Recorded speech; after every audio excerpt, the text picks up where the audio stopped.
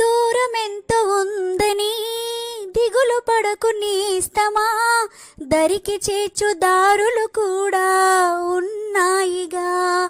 భారమెంత ఉందని బాధపడకు నేస్తమా, బాధ వెంట నవ్వుల పంట ఉంటుందిగా.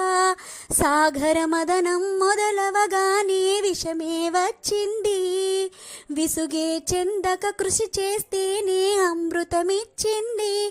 అవరోధాల దేవుళ్ళు ఆనంద నిధి ఉన్నది, కష్టాల వారధి దాటిన వారికి సొంతమవుతుంది. తెలుసుకుంటే సత్యమిది, తలుచుకుంటే సాధ్యమిది, మౌనంగానే ఎదగమని మొక్క నీకు చెబుతుంది, ఎదిగిన కొద్దీ ఒదగమని.